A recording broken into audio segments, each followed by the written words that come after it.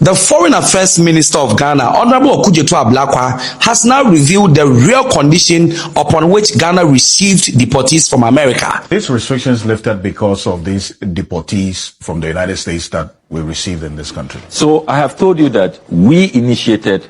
Hello, my Ghanaian people. Hello, everybody.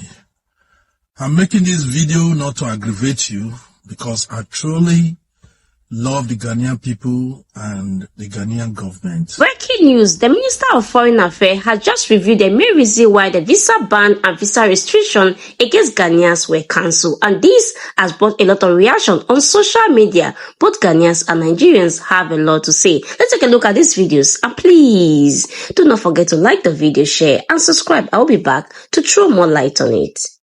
The Foreign Affairs Minister of Ghana, Honorable Okujeto Ablakwa, has now revealed the real condition upon which Ghana received deportees from America and reason why our 4-year visa cancellation was revoked. Now, according to Okujeto Ablakwa, when the ban affected Ghana, it caused a lot of chaos and problem. In fact, he received petitions from seafarers, from businessmen, and a number of students who were going to school in America. And so, as a listening government as they are, they had to take a step. And that was when they went to the negotiation table, because when they received the data, Ghana had crossed the 15% visa overstay mandate. Ghana was at 21%. In fact, the visa overstay was so bad that even ministers travel with delegations and they never return. So it was so bad that Ghana had to go to the negotiation table.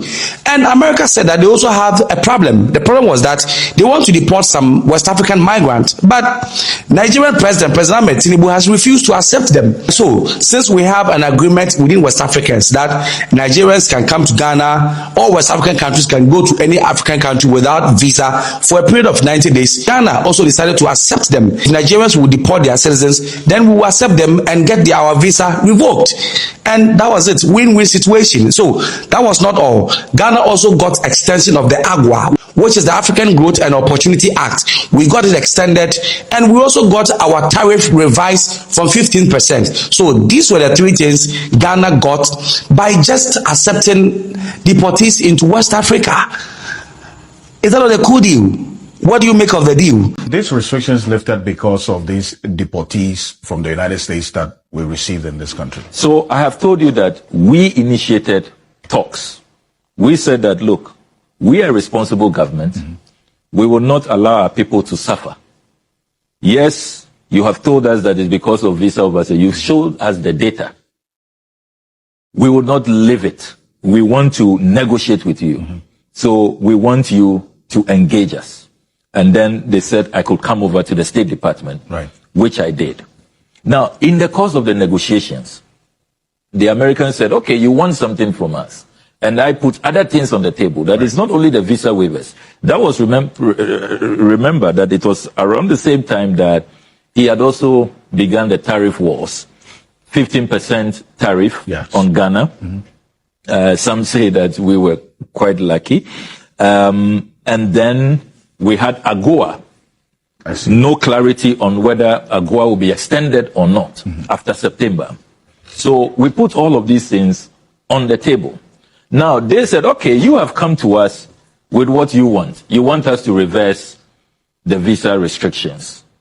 You want AGOA extended. You want us to relook at the 15% tariff. We are also now dealing with immigration challenges. We have all of these people who are in prisons. We are holding them in various ICE facilities. Right. So we want you to help us to deal with this issue. Okay. So I immediately consulted with President Mahama. Then there were cabinet discussions on the matter. Then Ghana said that, look, we are not going to accept Venezuelans, Mexicans, and all of this wholesale deportation all over the place. Within our ECOWAS protocols, our sub-regional legal regime, West Africans can travel without visas to West African countries. So we are going to make the case that, look, if you have some West Africans, in any case, we are not happy that our fellow compatriots are in this distress. They are being held up. They are in cages. They are being dumped elsewhere, places that they are not accustomed to. They don't have relatives. They can't integrate. So we will accept only West Africans under the principle of Pan-Africanism and regional solidarity. So that is how we amended, the U.S. request.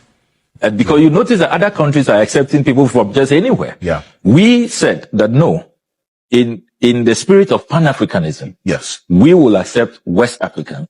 In the case of Ghana, when they did the analysis and they showed me the data, we had exceeded the 15% to 21%. And they have the names. They know the students, they know where they are. They have the data. Then there was a second category of those who travel on government delegations, and the full government delegations do not return. So, for example, you're traveling with a minister or a presidential delegation from Ghana to the US, say, to attend an event, a UN event, or a conference, or whatever. They go and they don't come back. And then some don't come back, which is really strange. And I don't think that we should tolerate this and accept this. So in a sense, over the years, we have also not conducted ourselves very well. We have not come out, squeaky clean when it comes to these visa matters. And that is why President Mahama has been urging, I have also been urging the Ghanaian traveling public that let us respect immigration laws, let us abide by the terms of our visas so that we don't create problems for everybody else. So a few people who will travel out and refuse to come. If you want to stay, there are processes to go through to legitimize your stay to be a permanent resident. But don't just abuse your visa. It creates problems for everybody else. So we will continue with the public education. So in the case of Ghana, this is what happened. Now, when this happened, as foreign minister, I promptly opened negotiations. You'll recall that I immediately flew to the State Department and sought audience with the Undersecretary of State for Political Affairs, Her Excellency Alison Hooker. The Secretary of State, Marco Rubio, asked that we engage her and that she was in charge of this matter. That was her schedule. Right. We commenced negotiations immediately. Now, we could have said that this new administration could have said that, look, this is not our doing. We have been told that this is a historical matter over a 10-year period of overstays. And people will probably have thought that we will engage in blame games. We didn't do that.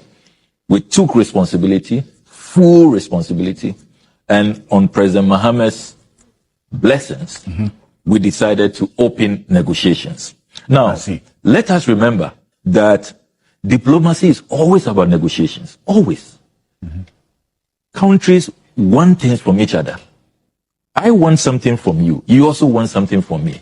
So when we gave clear indication that Ghana is ready to negotiate, we will not accept this because within days, and this happened at such a difficult time, July, when students were preparing for the August-September, the new academic year. Yeah.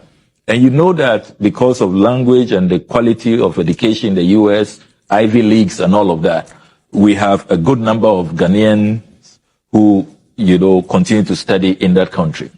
So students were stranded, parents were worried, businesses were affected, seafarers. I received petitions from seafarers.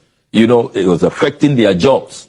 So there was really no way that a foreign minister, a government, a president who cares about their people will just allow this and say that, look, it's not only Ghana, 36 countries, and so let's leave it. Were these restrictions lifted because of these deportees from the United States that we received in this country? So I have told you that we initiated talks. We said that, look, we are a responsible government. We will not allow our people to suffer. Ghana accepts West Africans, including Nigerians deported from the United States. Men and women America has rejected. The government frames it as Pan-African solidarity.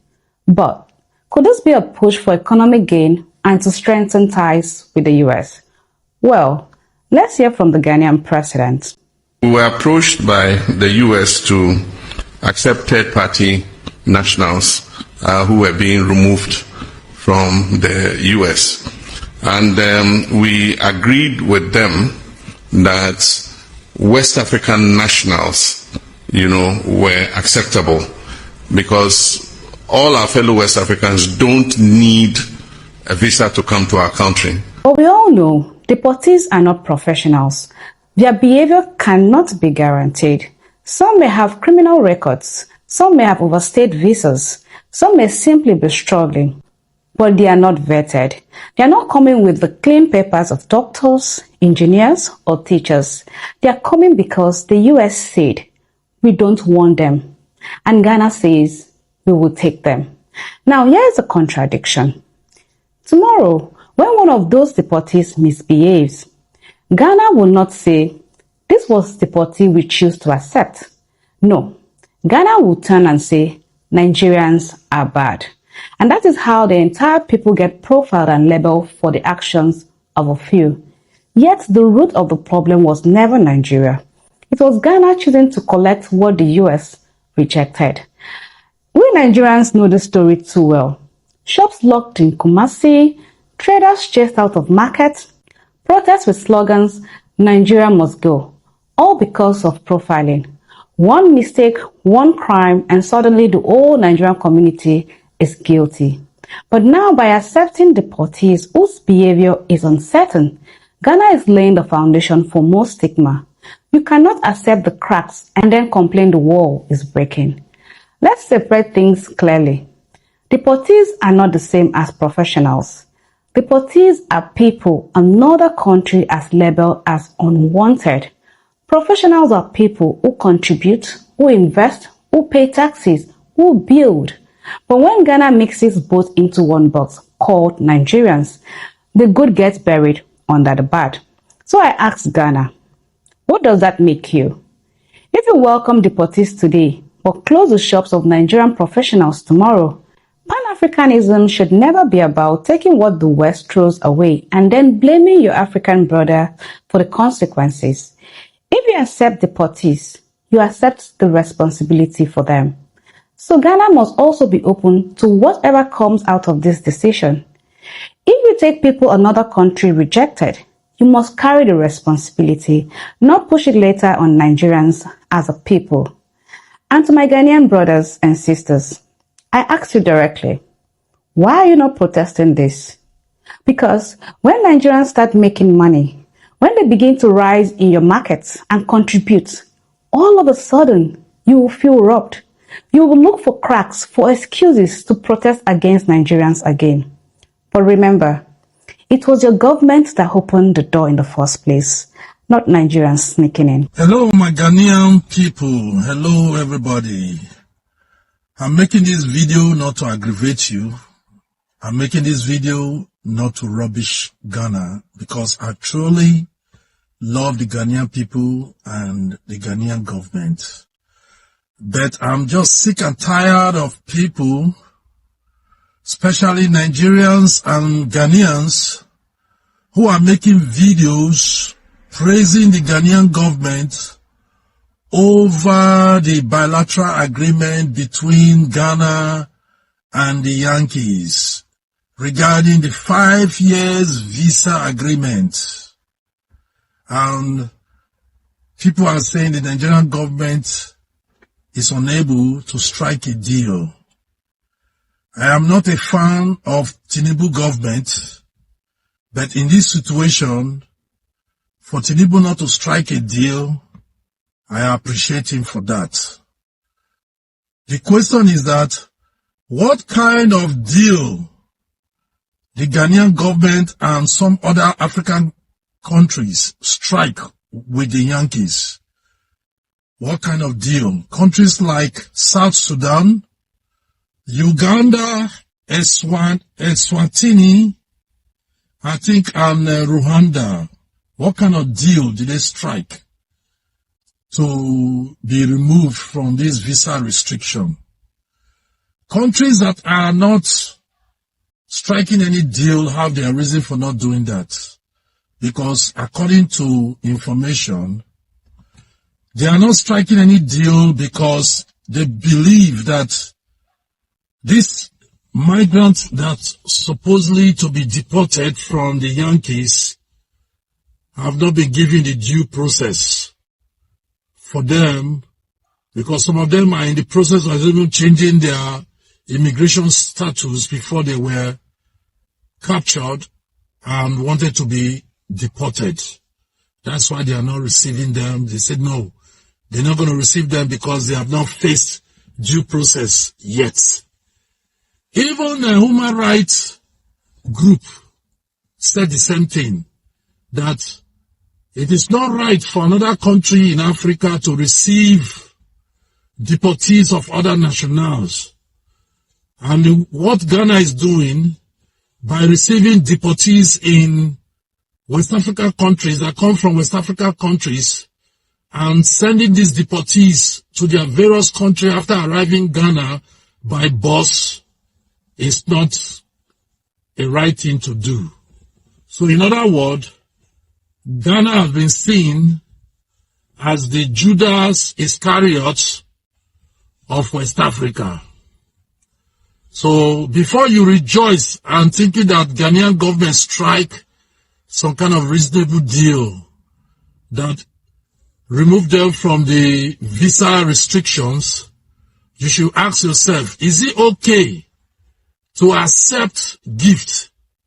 Because there was a rumor that there's money that's also paid to some of these African countries, except for Ghana, Sudan, and Uganda amount have not been disclosed. But for the amount of money paid to Rwanda and Eswatini, I don't know if I'm pronouncing the name very well, the amount of money paid to them to accept deportees from other nations to their countries is disclosed. But I'm not going to say anything about the amount. Just like the amount of money that was paid to El Salvador to receive 300 deportees who are from other countries in El Salvador to be imprisoned. So my question to you, my fellow Ghanaian people, is it okay for a government to receive incentive, either a physical cash or to strike a deal to remove visa restriction that was placed to all African countries in order for them to receive deportees who are not Ghanaians, a foreign deportees in Ghana, and for the Ghanaian government to help to dispatch these foreign deportees through road to their various countries, knowing that these countries who are neighbors already rejected the offer from the Yankees because of the lack of due process that these deportees have received in the Yankees. But anyway, Ghana still go ahead to receive this deportee because of incentive. Incentive could be cash, it could be of any kind of gift. But in this situation, we know about the visa restriction removal. All right? And they said there's also money involved, but it has not been disclosed yet. Money for Ghana and money for Sudan and Uganda. But the money for Eswatini and Rwanda already is been disclosed, but I'm not going to talk about that. So you hit me in the comment section and tell me if it's okay for government of any country to do what I just said. If you don't know very well, please go do your research and find out the deal your government signed to be able to remove the visa restriction that they got, like every other country in Africa have. And a few months ago, the restriction that Ghana government was able to remove please ask your government, what is the deal for them to remove it before you start singing praises across social media. Until then, guys, I see you guys in my next video. Like I said before, I come in peace. I love Ghana. I love the Ghanaian people. And I love the Ghanaian government. I think your president is great. And I hope to retire to live in Ghana sometimes in the future. A lot of Nigerians always wish to come to Ghana at least once in a lifetime. You can hear from this man saying that he will wish to retire in Ghana in the future. But as we are planning to doing that, we should also focus on visiting our country as Nigerians so that other Africans should also wish to come to our country to also retire in our country. But the level of insecurity in our country is alarming. A lot has been spoken on this video, therefore giving their points and reasons of what they think about Ghanaians and Nigerians and also the deportees that is being sent to Ghana. I have been seeing the video for a couple of weeks now. A lot of Africans deportees has been sent to Ghana before they are deporting to their various countries. Even some videos we saw flying on the media saying that some of them they are being abandoned in Togo. I saw that video, I think 2 days ago. But at the same time, I would love to see your take on the comment section. What do you also think about that? Do you think it's good for Ghana government to accept Africa deportees? I would love to see your take on the comment section. And also, the Foreign Affairs Minister of Ghana has also come out to explain the main reason why the visa ban and visa restriction against Ghanaians were cancelled. In all of this, I would love to see your take on the comment section. And please, at this point, if you have not liked the video, please do me by liking the video and don't forget to share so that more people can see this video. And please, if this is the first time you're coming across this channel, please do not make it your last by subscribing. And if you're a returning subscriber, thank you so much for always coming back to the channel, and I will see you in my next video. Bye for now and stay blessed.